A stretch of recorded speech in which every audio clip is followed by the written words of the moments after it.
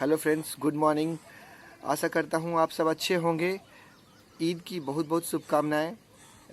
अब चलेंगे पिछले हफ्ते जो हमने किताब शेयर करी थी, eat that frog, Brian Tracy ji की किताब थी ईट दैट फ्रॉग। इसकी समरी की बात है।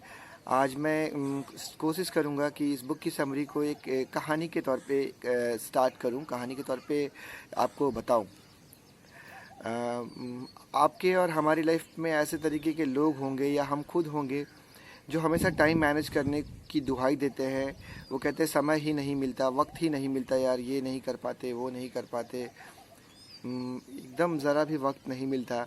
और ऐसे भी लोग होंगे जिनको आप देखते होंगे या आप खुद होंगे कि जो कि अपना समय बड़े अच्छी तरीके से मैनेज कर लेते हैं, हर काम कर लेते हैं, फैमिली को भी समय देते हैं, खेल कूद भी लेते हैं, पढ़ाई भी कर लेते हैं, सोशल वेलफेयर्स के काम में भी लगे रहते हैं, एक्स्ट्रा करिकुलर एक्टिविटीज़ भी कर लेते हैं।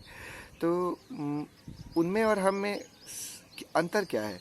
समय का अंतर नहीं है, दोनों को बराबर समय ही मिलता है, समय के प्रबंधन का अंतर है। यही यह किताब कहती है। हालांकि अब कहानी शुरू करूंगा। मेरे एक मित्र हैं एक्स, एक बारी मैंने उनको कॉल किया, उनसे बातें होने लगी लॉकडाउन के दौरान। तो मैंने पूछा यार क्या क्या करते हो, कैसे लॉकडाउन में समय निकलता है। तो वो बताने लगे कि कई बुक रीडिंग करते हैं, एक्स्ट्रा करिकुलर एक्टिविटीज़ कर लेते हैं, खेल लेते हैं, कुछ म्यूजिक लर्न करते हैं, और दिनों में भी, ऑफिस के दिनों में भी वो काफ़ी चीज़ें कर लेते हैं। तो मैंने उनसे बातों बातों में ही मेरे मुंह से निकल गया कि अरे यार, आप ऐसे कैसे इतनी चीज़ें कर लेते हैं, मुझे तो समय ही नहीं मिलता। मेरे मित्र मुझ पे मुस्कुरा पड़े। वो बोलने लगे कि तुम्हें समय नहीं मिलता, ये तुम्हारी समस्या नहीं है, तुम समय मैनेज नहीं कर पा रहे हो, तुम्हें समय प्रबंधन की कमी है। और फिर मैंने पूछा अच्छा यार, बड़ी जिज्ञासा हुई, बात तो उन्होंने सही कही, मुझे उनकी बात सही लगी। फिर मैंने कहा कि अच्छा कैसे समय को मैनेज कैसे करें। तो उन्होंने बताया कि एक किताब का नाम बताया, ब्रायन ट्रेसी जी की ईट दैट फ्रॉग, और उन्होंने अपने जीवन के एग्जाम्पल से बताया।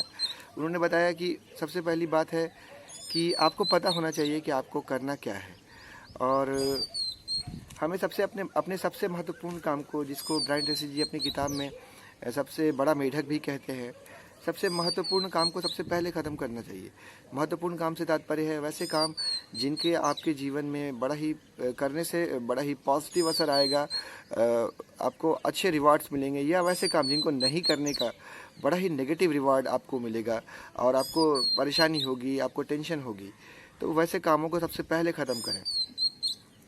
वो कहते हैं कि सबसे पहले हमें एक दिन पहले ही प्लान करना चाहिए, वीकली प्लान करना चाहिए, मंथली प्लान करना चाहिए, ईयरली प्लान भी करना चाहिए। और yearly plan, monthly plan, weekly plan को बार बार रिव्यू करना चाहिए।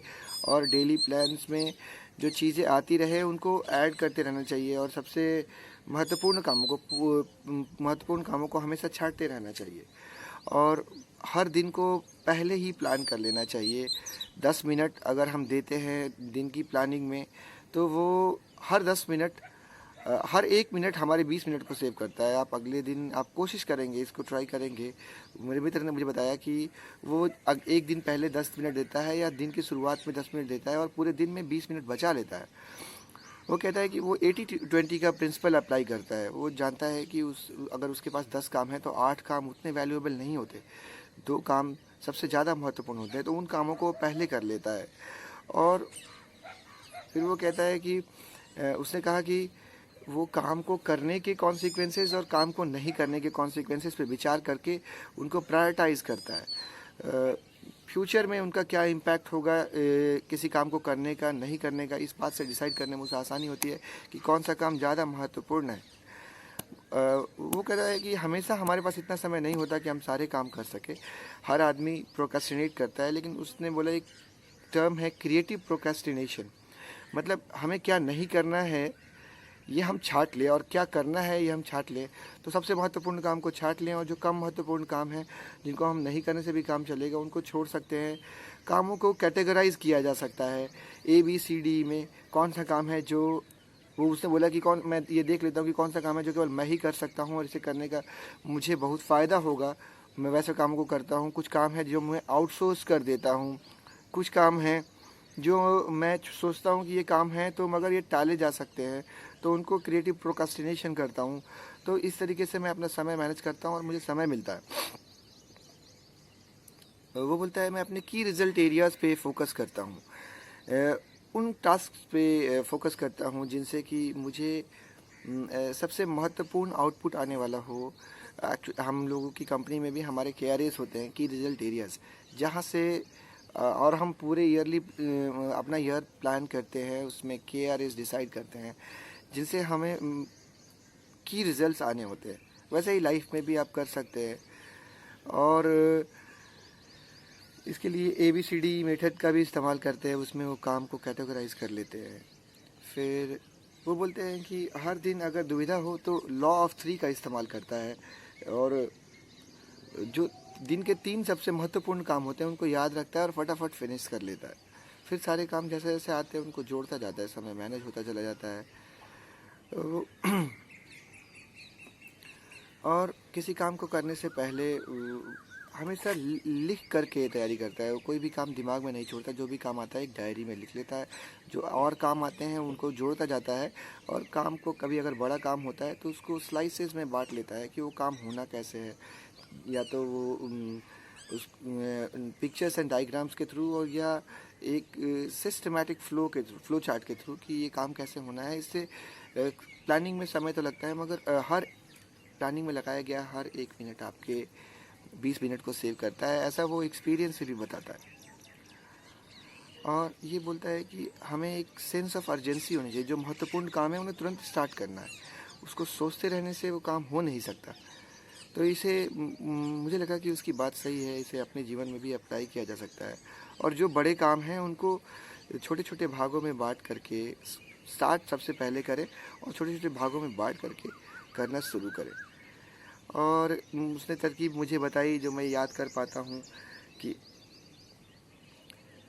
हमें अपने की कंस्ट्रेंट्स भी याद होने चाहिए, बॉटलनेक्स, कि हम किस वजह से ये काम नहीं कर पा रहे हैं, उसको भी रिजॉल्व करने की कोशिश करनी चाहिए। और हमें उन कामों को ज़रूर करना चाहिए जिस काम को करने में हम अच्छे हैं और हमें अच्छा लगता है। अगर किसी अपने कैरियर का सिलेक्शन करना हो, एक्चुअली वो किताबें लिखते हैं, किताबें लिखने की हॉबी है, तो ऑफिस टाइम के बाद भी वो ब्लॉग्स लिखते हैं, और इसमें अच्छे हैं, उनका काफ़ी फेमस हैं ब्लॉग्स पे। तो वो एक बात कह रहे थे कि जिन कामों में आप अच्छे हों उनको अपने लाइफ में ज़रूर जोड़िए, क्योंकि वहाँ पे आपकी प्रोडक्टिविटी बड़ी हाई रहती है। और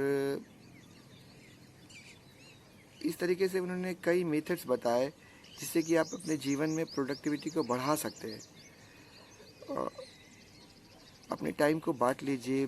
और एक और बड़ी महत्वपूर्ण बात बताई उन्होंने कि जो टेक्नोलॉजिकल थिंग्स हैं, मोबाइल, इन सब पे फेसबुक, व्हाट्सएप एंड ये आप इनका क्रिएटिव इस्तेमाल करिए, इसके एडिक्टेड मत बनिए। ये देखिए कि कहीं आपका समय तो नहीं खा रहे अननेसेसरी। कभी कभी हमें स्क्रॉल करने की आदत हो जाती है, आप सुबह उठते हैं और स्क्रॉल करना शुरू कर देते हैं, या मैं शुरू कर देता हूँ। उसकी बात बड़ी मुझे लॉजिकल लगी मेरे मित्र की, कि हम टेक्नोलॉजी का सही इस्तेमाल कर भी रहे हैं नहीं। यूट्यूब जाते हैं, ट्रेंडिंग वीडियो जाने लगते हैं, टिकटॉक, तो समय तो बड़ा ही लिमिटेड है। इसमें कौन सा काम करना है, कहाँ खर्च करना है, नहीं करना है, इसको लेकर के थोड़ा सेलेक्टिव होना पड़ेगा।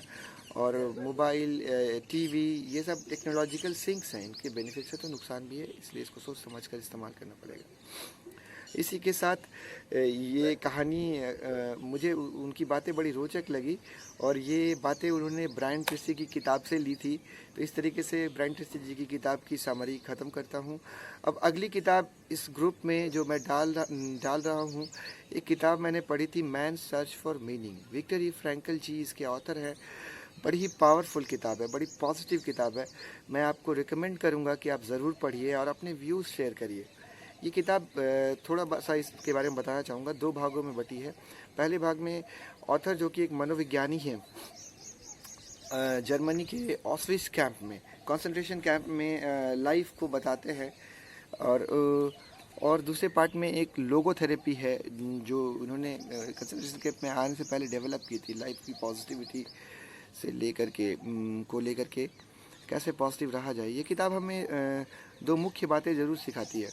एक कि लाइफ में क्या होगा ये हमारे कंट्रोल में हमेशा नहीं होता, लेकिन हमारा एटीट्यूड कैसा होगा, और ये बात ये ज़रूर हमें बताती है। और हर आदमी जीने का कोई बहुत बड़ा पर्पस हो, कोई ज़रूरी नहीं हो हर आदमी की लाइफ में, मगर हर आदमी जीने का बहाना ज़रूर ढूंढ सकता है।